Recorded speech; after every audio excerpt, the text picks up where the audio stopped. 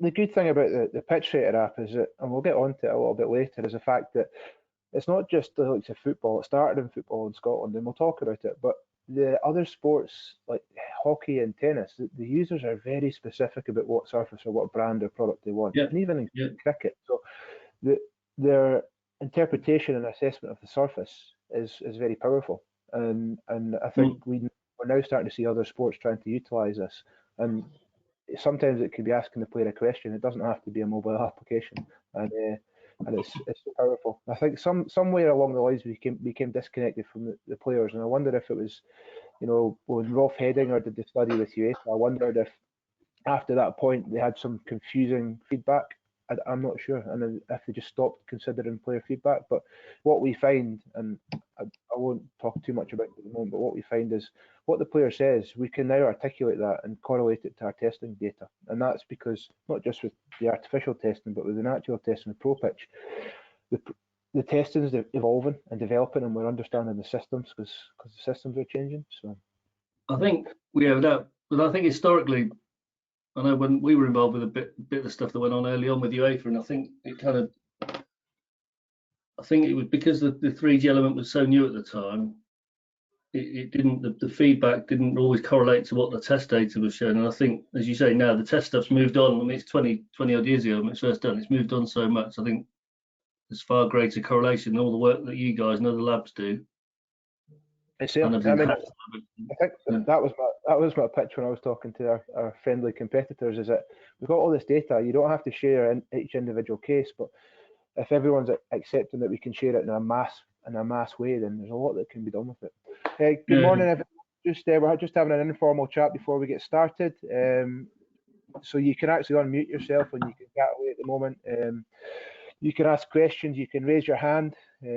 So by all means, please interact now if you want. And if not, we'll probably get started in another minute. We'll give some of the late stragglers a chance to come in. So today on the call, we're going to have myself, Neil McPhee from Sports Labs, Associate Director, and a testing background, now working in the business. And we've got Joe Meller, who's one of our technicians on site, and Joe's a runner, so he has a lot of interest in athletic surfaces, but a very understanding of the surface as a user and a player as well. So what we'll do is we'll have a presentation.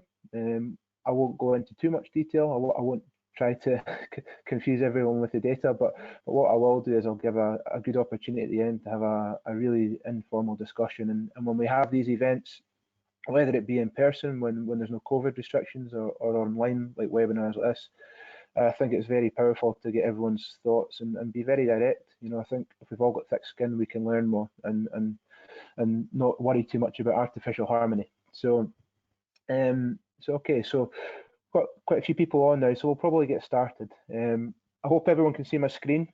If you have any technical problems, please put a question or a comment in, or try and drop me a message on the phone. I'll try and respond while presenting as well. There is an option to ask questions. You should see a question mark on your device or your laptop, so you can type in there and we'll get that straight away. You can choose to send it direct to us or to the group. You can also raise your hand, and if you raise your hand mid-presentation, I'll try and get back to you if I'm not mid-flow and I'm struggling to multitask. So, as I say, you can unmute yourself as well.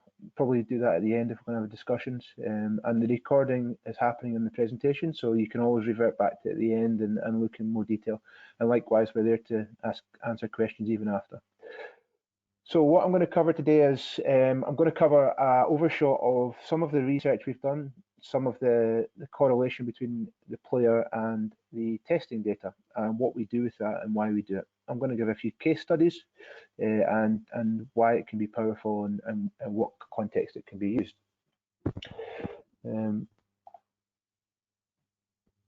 Okay, I'm just going to turn off my webcam for the presentation.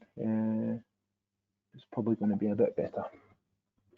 Okay, so what we've got here is we've got our approach to improving surfaces, our specific approach at Sports Labs, and how that player interaction is quantified and how we monitor that. The data collection in terms of pilot study, the INSOL study, which led into the Platin study at the KNVB, and basically future, I suppose, the future correlation, what we want to do and what we think the industry should be doing, and the opportunity to drive it forward.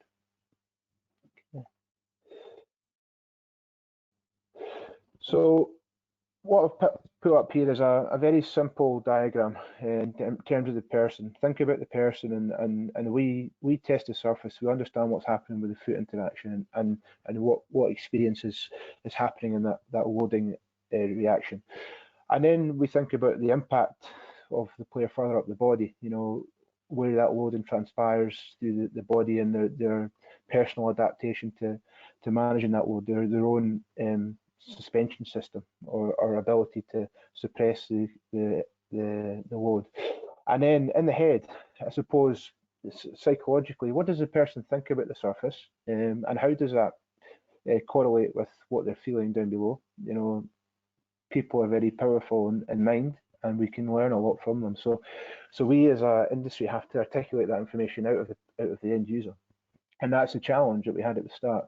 So there's an opportunity there to do that in this current day and age. And the picture that I've popped up on the screen there is the KNVB study that we did off the back of some of the initial testing and research, and that was going out to really understand what the surfaces were testing like, performing like, and what the players thought.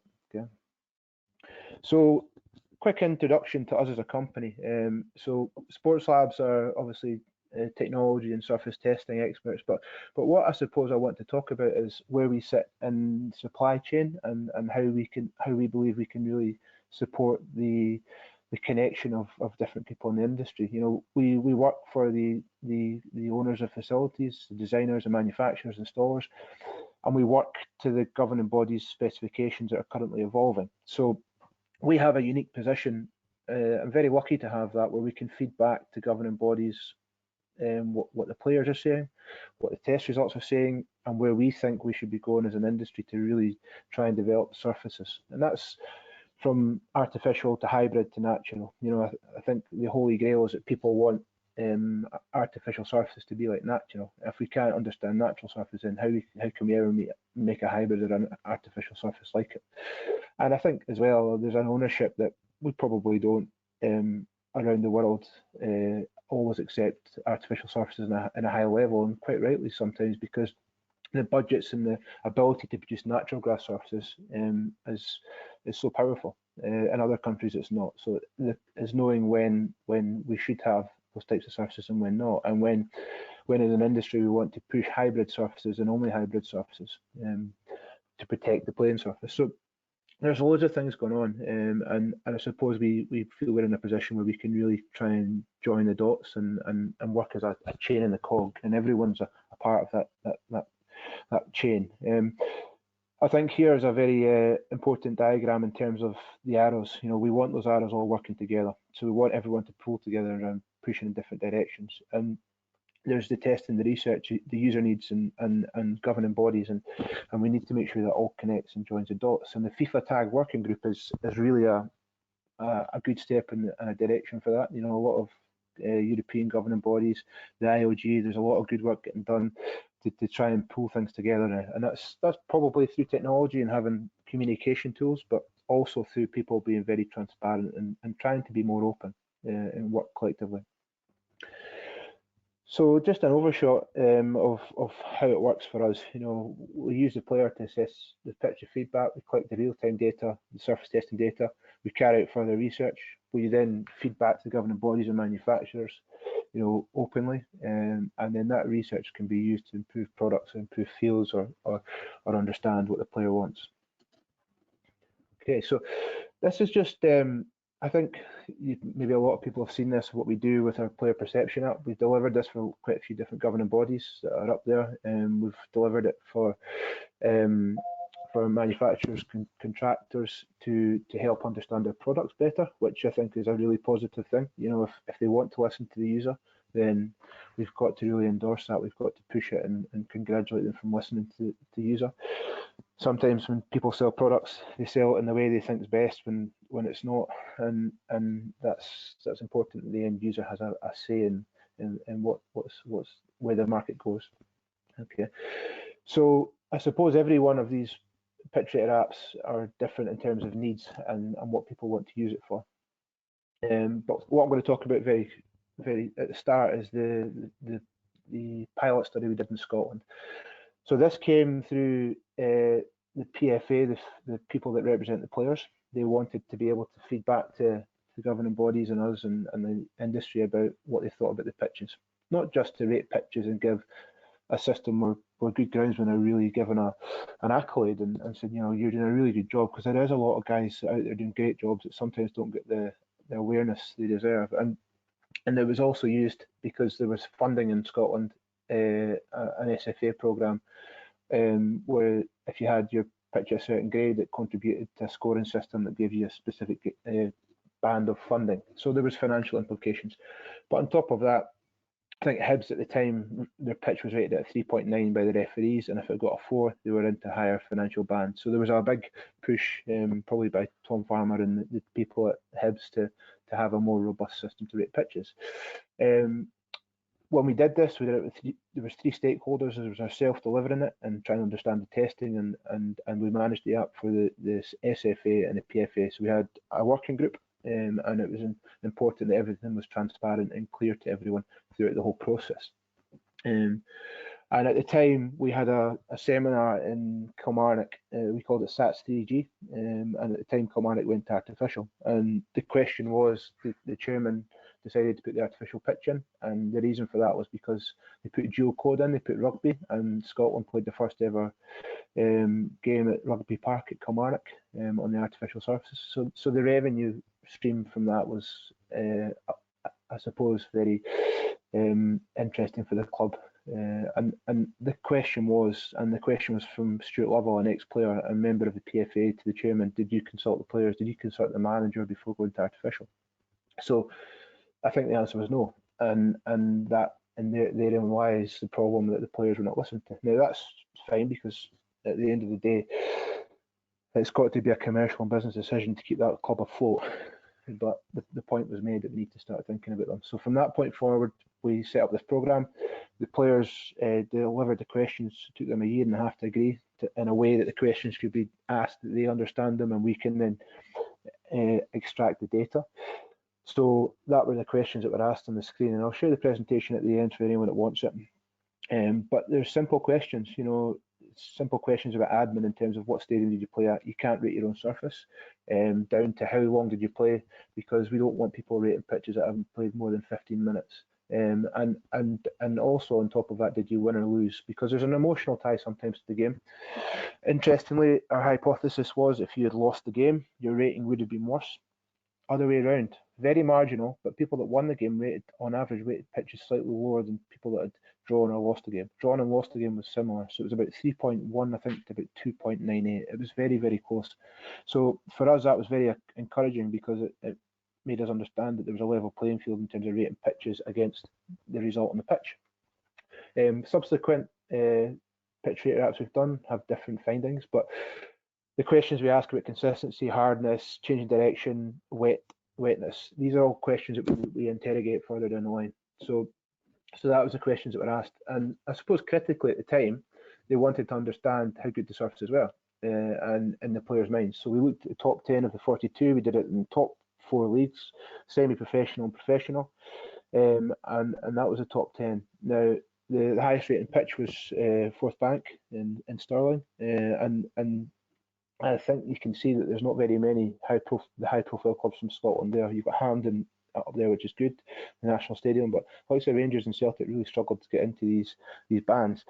And there was obviously the question over the players rating pitches in different leagues, and I think subsequently we would probably learn from this and split the leagues up in the future.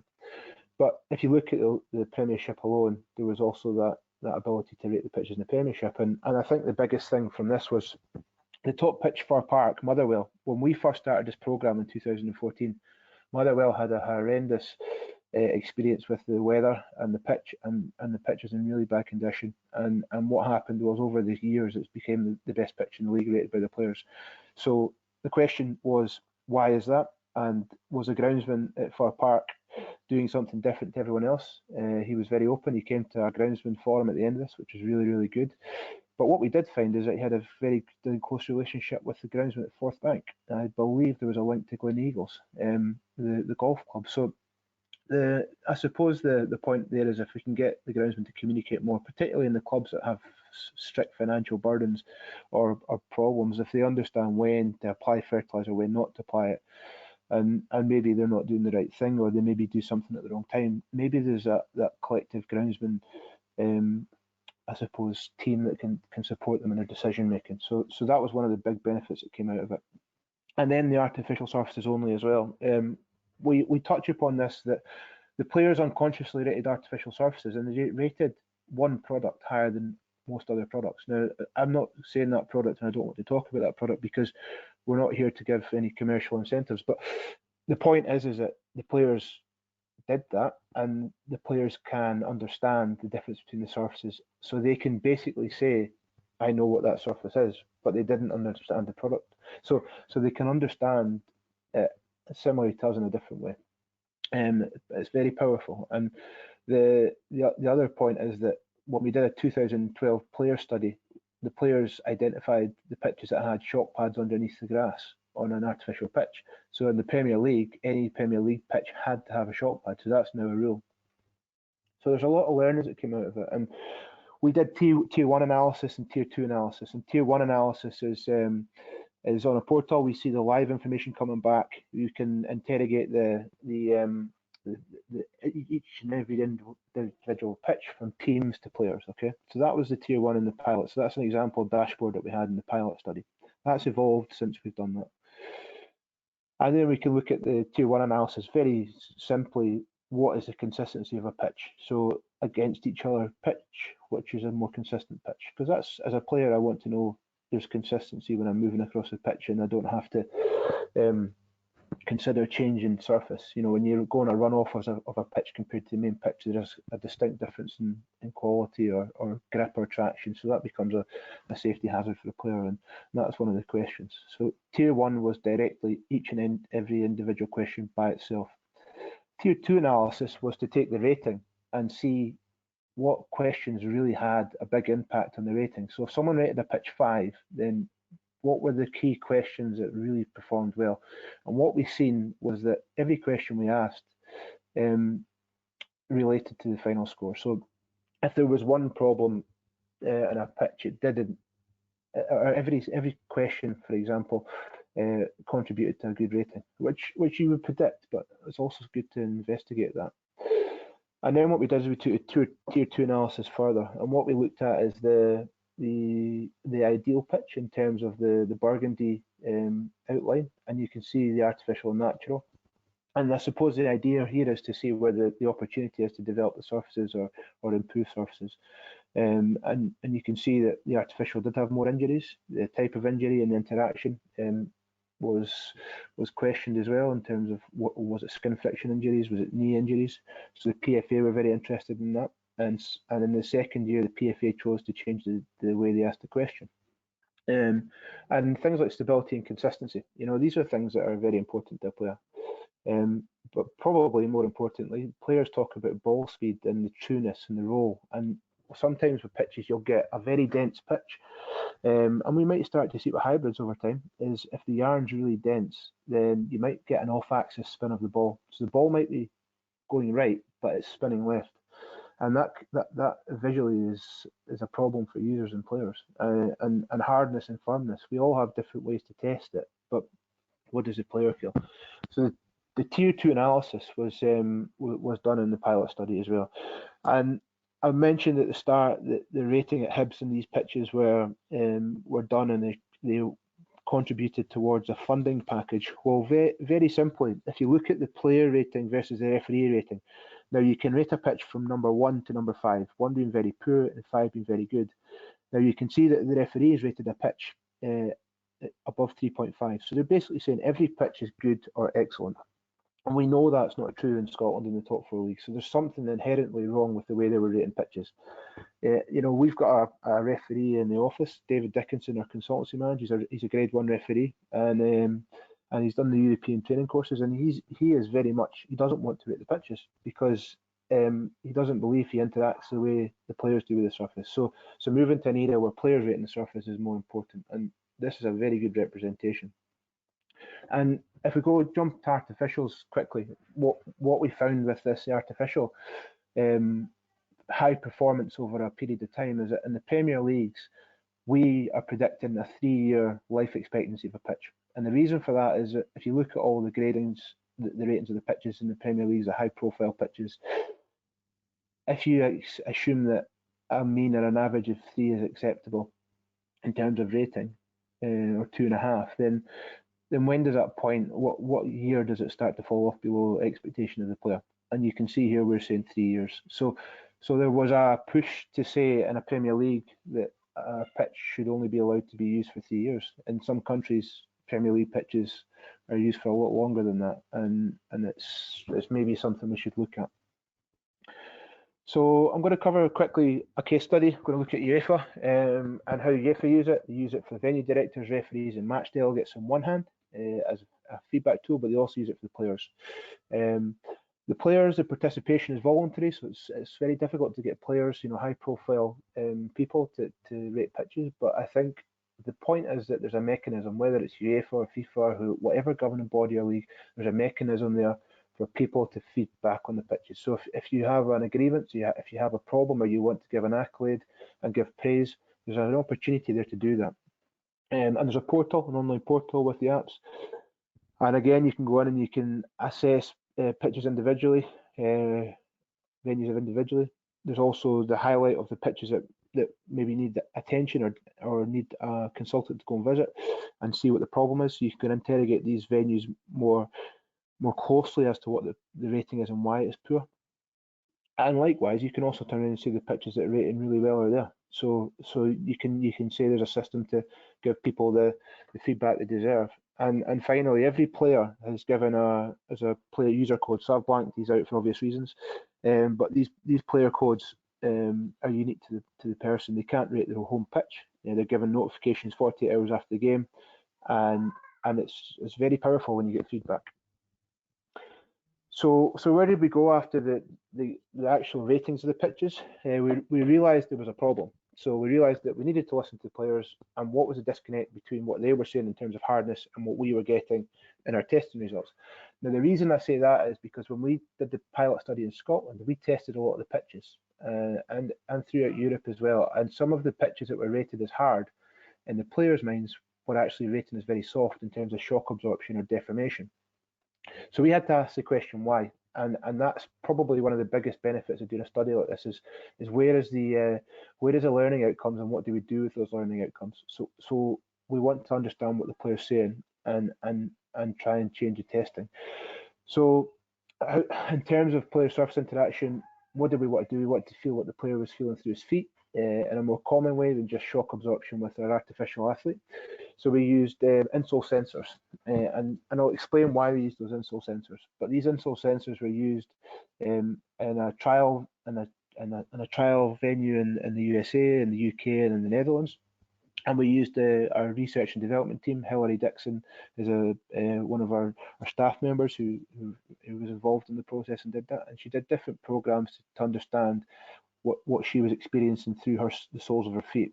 So this is just a very short clip of what she's feeling in her feet when she's running on the surface. These soles can be bought. They're not very expensive, and quite a lot of people use them. But we used them in a game-like situation, and I'll play that game-like situation because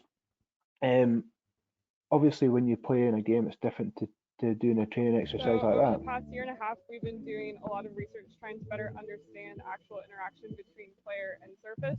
Specifically, we've been using insoles that have 13 pressure sensors in them.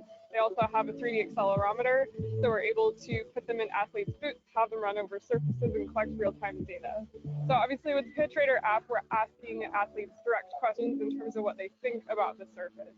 With the insoles, we're able to directly measure the interaction between the player's foot and the surface. So hopefully we can kind of marry up the data and get a full understanding and a better picture of what actually is going on with what they think of a surface versus what they're actually experiencing on the surface. So that was just a short intro to insoles and why we're using them, but the purpose of it was to see the forces that were coming through the foot at your skin, you know, at the sole level, and not just to your joints further up, but to understand the actual forces. And that's what we're testing for on the surface, whether it's a shock absorption equipment, an artificial athlete, a Berlin athlete, or if it's a Clegg hammer, it's surface interaction. But sometimes the players adapt their biomechanics to push the forces back up through their upper body. So what I'm saying here is this is Hillary's left and right feet, and she's experienced a bit of a higher force probably through her left foot. So she's probably got some biomechanical differences or an injury she's sustained previously, and that's changed the way she interacts with the surface. But the point here is that we tested different surfaces, and what you can see, artificial with no shock pad, artificial with a shock pad, and natural surfaces. Now, natural surfaces were over many different, so it's an average. And what we can see is a very similar force, you know, across those surfaces. There's not much of a difference. So what that's telling us is that at foot level, surface contact, the force is very similar. So when a player's saying a surface is harder or softer, and we're getting different test results for shock absorption, why is that? And if I go to the next graph, you can see what I mean in terms of the consistencies across the surfaces and the consistencies across the different interactions of forces. So what I want to jump to next is why is there a difference? And this is a learning outcome, and what we have to do with it is shock absorption is done with a flat platen. So the bottom of the test foot is flat. Previously, it was a studded platen, so it had nylon 13mm studs. And we always take the average of the second and third drop. And usually the first drop is a conditioning drop or a low calibration drop to regulate the surface. So I think the players probably experience the first impact. And if you correlate these forces that we've seen in Hillary's study, or the average forces, then what you'll see is that equivalent shock absorption is 72%. Now that would fail for being too soft in terms of a FIFA or World Rugby test. And the players would say that's soft as well, but we're getting that result. Why is that? And the reason for that is because of the studded platen. So what we did was we took that studded platen and changed it. Or we took the flat platen and changed it to a studded platen and did a KNVB study in the Netherlands. We were based in Zeist. We've got an office in Zeist at the Excellence Centre, and we used all the venues across the professional game to understand the surfaces with this equipment. So that's a picture of the flat platen on the left-hand side and the studded platen on the right-hand side. The Clegg hammers is obviously a flat platen, but it doesn't give as much force, or it doesn't expose the surface to as much force as this type of equipment. So there's not, in terms of correlating the results, it's not easy to do between different equipment. So we did it on 74 individual fields in the Dutch national leagues. 10 were, I think 10 fields were natural, 64 artificial, and I suppose the point of the study was then to understand the difference in the studded platen and the flat platen, and that's still an ongoing study. But I'm going to jump forward because there was obviously the learning outcomes where using the average of the second and third drop versus the first drop is very different, and the point with this is that maybe we have to change our current thinking in terms of testing. And there's a lot of interest in our current FIFA RFP, so it's a call for research that we'll feed back to, and a lot of people will. But the basis of the RFP is to understand the testing and correlate that to the player. So why are we getting a difference? And this comes back to energy restitution. So when you talk about a player loading on a surface, the reaction time of the surface giving that energy back, and how much energy does that surface give back? And if we look at the results in the KNVB study, you can see the difference in the first and second impacts for deformation and shock absorption. Okay, so this was the artificial surface, and then we'll share this after the presentation, guys, and we can revert back to this slide if everyone wants to. And then we look at that for natural turf. And I think the point here is that what we're experiencing on natural turf is quite different to what we're experiencing on artificial turf, and how we compare them with the player in mind is important.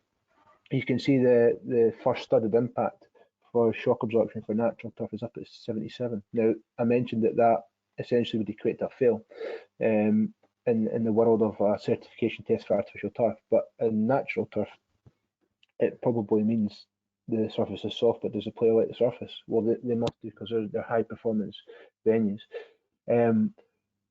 So we want to use this information to go back, and then what we want to try and understand is if there's a difference in energy restitution and we're moving away from shock absorption and deformation here, then why is that? And how do we move that in line with the player? I suppose if you look at the energy restitution, there's very little tolerances on it at the moment. It's taken in terms of our testing. World Rugby have a tolerance, but it's taken in terms of testing and reported, but there's not as much focus on that as there is shock absorption and deformation. So we're moving into an era where that's now going to be a focal point. Now the biggest conclusion here is that the energy restitution on the natural surfaces is higher in this study, and why is that? And I suppose it comes down to construction and the type of surface that's getting played on, but that's where the player feels fatigue. When you talk about players talking about fatigue on artificial surfaces, this is probably what they're alluding to, and this is something that we need to drive into our standards more.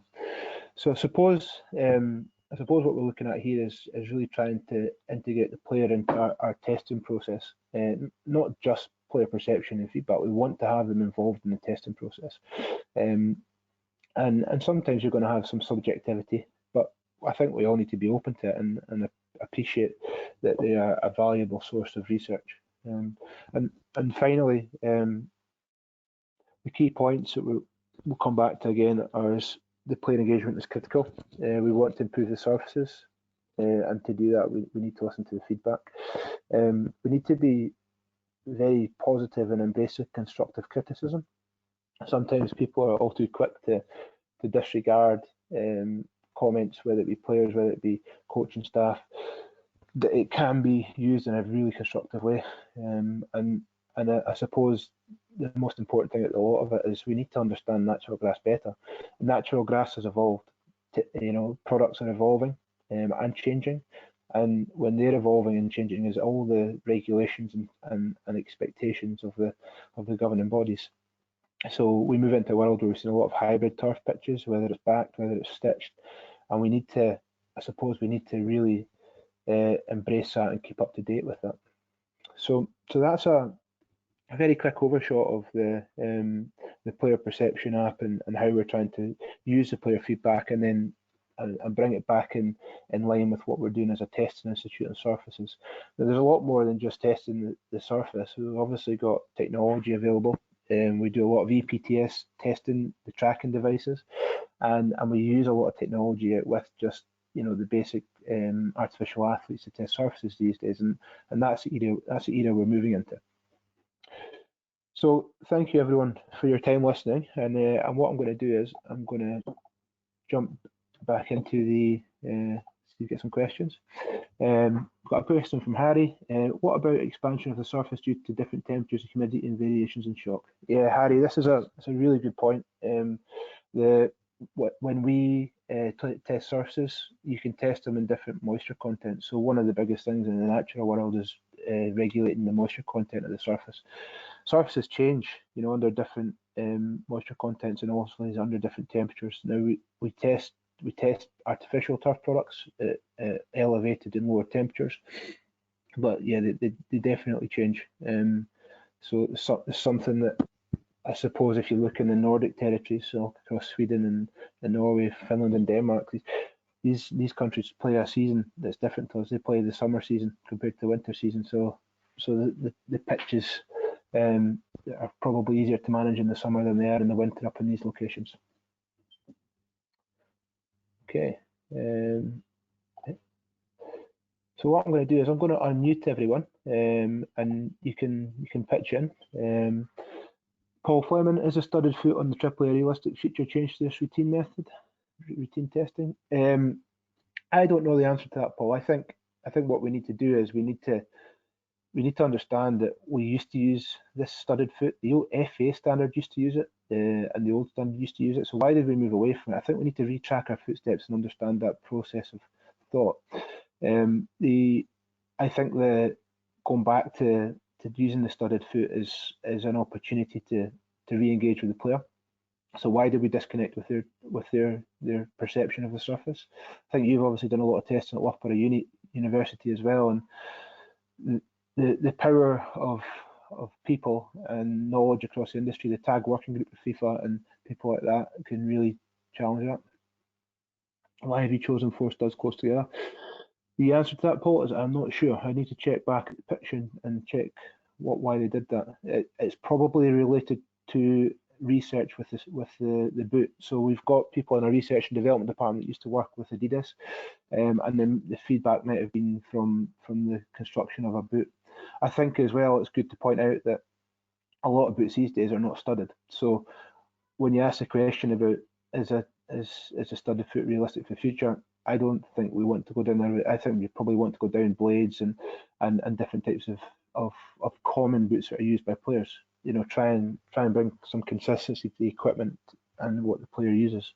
There was a research study done, I think in France, and they found that the torsion with one specific boot was extremely high and exposed the player to serious injury. So there was a commercial contract cancelled based on that research. So I think that came off the back of using the same material on the test equipment that was on the boot. Okay. So we've got a question in from Plam. It's just from Sean, sorry, first. What do you think has the biggest influence on energy restitution on a natural or hybrid surface? Is the materials used in construction, the plastic, or a combination of something else? Sean, I think it's compaction. You know, I think if you consider, we did an internal webinar with indoor flooring, and indoor flooring, they have undercarriage systems. So the top surface can be very, very firm, but yet they have some shock absorbing loading underneath, like a carriage or a batten or a foam. So the top surface might be wood, and that in effect comes back to the question of the compaction, the materials used. And I suppose if you look at a natural grass surface, if the root depth is very deep, then you're probably going to have a very much stronger surface and one that's not going to deform and impact as much. So yeah, there's loads of different variants to why a surface would give higher or lower energy restitution. If you have a surface that's got a lot of moisture content in it, then it's probably going to give less energy back to the user, and that's probably why if you're a rugby player or a football player and you played in a community-based pitch and it was very wet and muddy, you're going to get tired very quickly, like running on a beach. So yeah, these things are key factors. Got a question from Pam.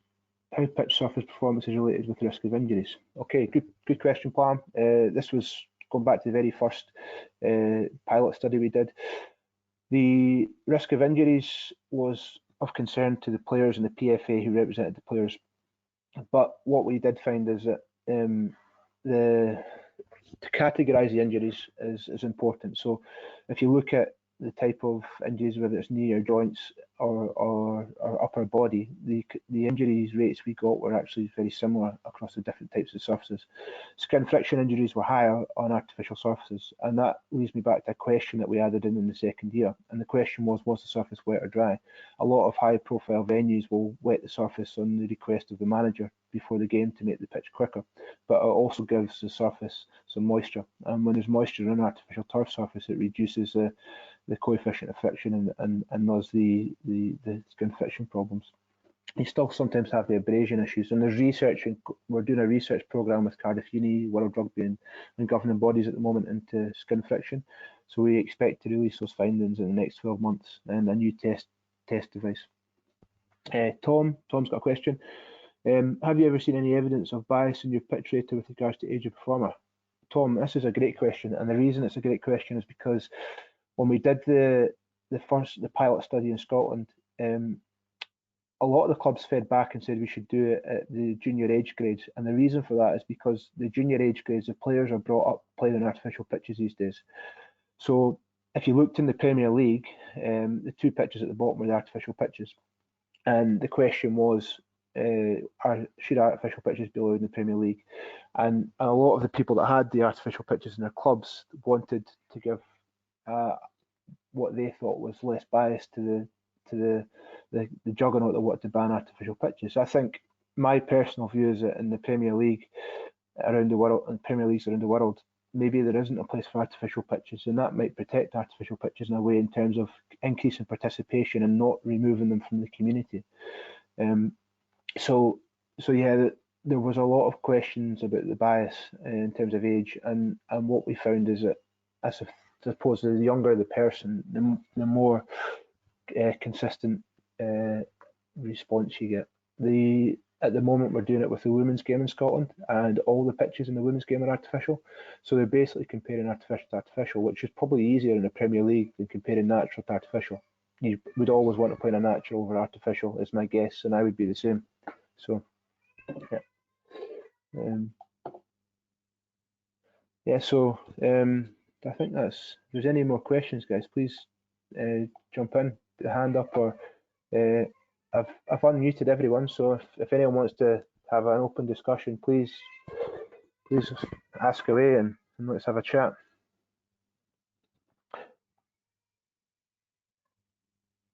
Okay, so Paul's just came in. Insole and AAA results are very interesting. However, when players feedback on hardness, do you think they're also including aspects of horizontal rotational traction? Rarely, if ever, is a player loading in the vertical direction, do we combine these two? Yep, I completely agree, Paul. Very interested in your study at Loughborough, because you're obviously looking at that at the moment. It's a conundrum. The hardness connection to the player has been lost over the years. So. Apologies, I've got a child in the background.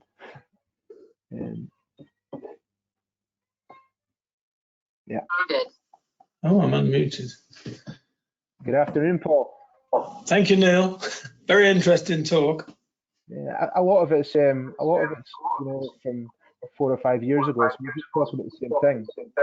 The point is we haven't moved forward in terms of testing, and that's where we're getting to FIFA and the approach to testing the player involved. Yeah, I can just about hear you. You're fading in and out a little bit. I don't know if you can hear me okay.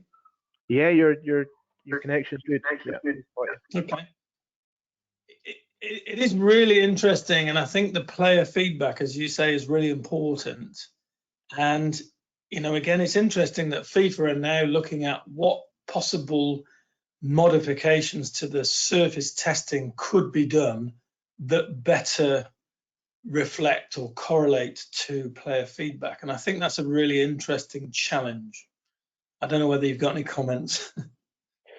Yeah, I mean, you've got so many different views and so many different people types out there, user groups. So I suppose the challenge is trying to put these users in different categories and manage each category separately. If you look at a lot of the testing that FIFA are doing with the goal-line technology or the VAR, the offside line, they use the players in the product testing. And the reason for that is because you're trying to reenact what's happening in the game. And I think maybe that's the opportunity here, is that we use the players in our testing, or we use the components that players use in our testing. So you can see that in the Lisport XL or some of the development and the equipment, and that they have more molded or bladed studded interaction rather than the old European EN methods with the 13mm nylon studs. The reason for that is how many players use a 13mm nylon stud these days? Probably very, very few. So straight away we have a difference in how we're contacting the surface. So I think you'll probably be very aware, as we are, Paul, that the changes at a European level take years, and some of the governing bodies are more agile and quicker to bring in these changes. So therein lies the opportunity in that we can make these changes. The AAA, for example, the advanced artificial athlete was brought in pretty quickly, and at European level, you're probably looking at 2 years to do that. So yeah, it's there. I mean, the opportunity is there, and we're getting the traction, pardon the pun, with the governing bodies to now look at this, which is great. Yeah. Okay. Thank you. Yeah.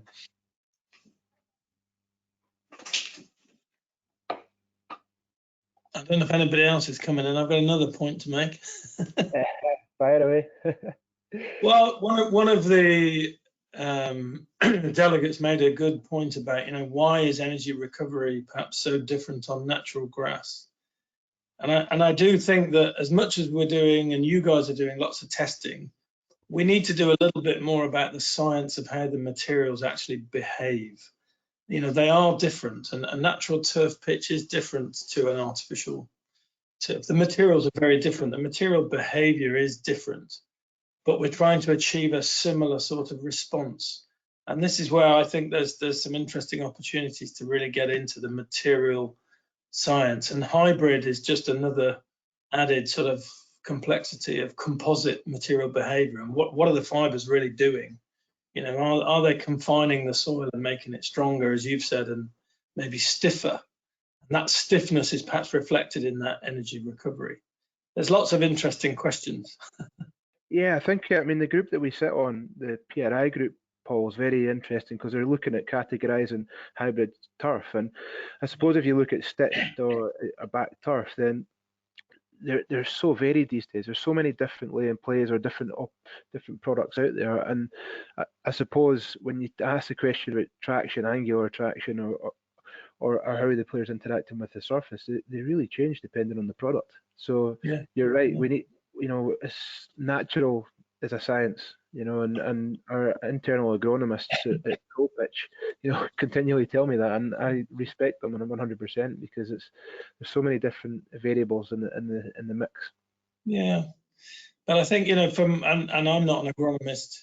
I've observed that more natural turf pitches, or increasingly natural turf pitches, have more sand in them and less sort of what we used to think of as soil or the old sort of wet fields, muddy wet fields, I mean. And sand, is an intrinsically different material to a performance infill like a rubber.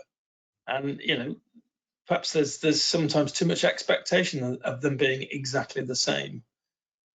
Well, one of the studies we did recently, we found that there was skin friction problems on natural pitches. Now, we didn't expect it at all, and we questioned it.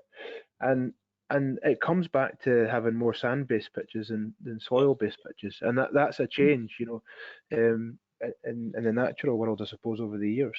So that's now a problem as well. Yeah. Okay. So how's things at Loughborough Uni, Paul? Are they all good? You're doing a lot of research? Yeah. We're interested. We're looking at that FIFA call as you are. Although I don't know whether I should say this publicly. I don't know who else is listening on the call. Maybe Joe Sands on the call. I don't know. Oh, I'm not sure. I think the point with that, you can see the list of delegates, can't you, Neil? I can see them. Yeah, I can see them all. All I was going to say was, I think what I'd love to see, and I mean this genuinely, and okay, as an academic, is a little bit more opportunity for sort of multi-party research studies where we make these studies, they're all very good studies. We're doing work, you're doing work, Labospor are doing work, other universities are doing work, somehow to coalesce this. And we need people like FIFA to try and help make these studies not only coherent, but sort of a longer term path to what they want to achieve.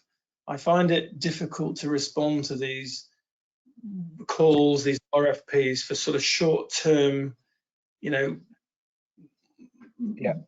bring us a new test and do it in a year or 2 years that says everything we want to know about a pitch. I think it's really challenging. Yeah, I think the outset, I think anything you design as a product has to have a design specification. And if you look at what's the inherent problem with pitches, the skin friction one's easy. So we need to somehow have a better way to measure that. And the current device is just not adequate. The Security Sport is not adequate. I understand it was made for flooring, and that's somehow been brought into irregular particulate and the world of football pitches. But with I think the points here are really good because they're talking about the type of traction a player experiences on the surface, the type of hardness. And I think we need to identify the problem to find the solution first. I agree with that. Well, I suppose all I'm trying to say is I think with more joined up research, perhaps on slightly different aspects, doing good player feedback studies is very difficult, and your app looks really good. But in some ways, I'm sure it could be more scientific to really hone in on particular attributes of the surface. And that's really amazing. If you're trying to say, we're really correlating the player feedback on hardness to actually the AAA, because, as we were saying, within their general feedback are lots of other variables about what boots they're wearing, how they performed, whether they won the match, and also actually is it just hardness they're feeling, or is it resistance to penetration of the studs and a bit of horizontal or rotational traction? There's complexity. But I suppose I don't have all the answers by any means. No, not at all. Listen, I said at the very start, we always want to try to be transparent and take constructive criticism. I suppose the point is that all the stuff we've done here is voluntary research. We've got an R&D department, and it does help us as a company. But the joined up thinking is really important. And I actually asked one of the people of our competitors to look at sharing the data in a mass way, not individually, because we can't do that. We've got contracts, we can't do that. And the response, unfortunately, was no. But I think that's maybe where the likes of FIFA and some of the governing bodies can pull in the data, because they all have the intellectual property contract signed with them. So anything we develop or do is their ownership. So there's the opportunity for them to do that. Yeah, and I think they're going in the right direction. I think the governing bodies are getting more adept at actually asking the right questions. I really do. But they're tough questions to answer. Yeah, you're right, because there's so many variables, and that's the challenge. So, any more questions, guys, or comments? Welcome to comments as well as questions. Any input? I know we've got some contractors, some manufacturers, some groundsmen on around the world as well. So, welcome any comments. We're open to try and do research together.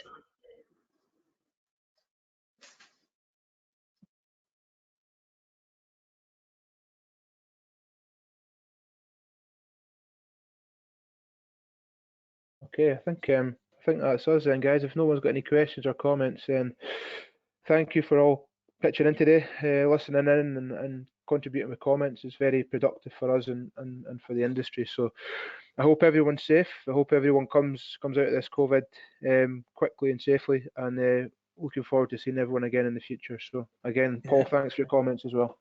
Cheers. Cheers, thank you. Thank you, Neil, and nice beard. I'm sure lots of people are growing big beards. It's 4 weeks so far. I think I might have to shave it soon. Cheers, guys.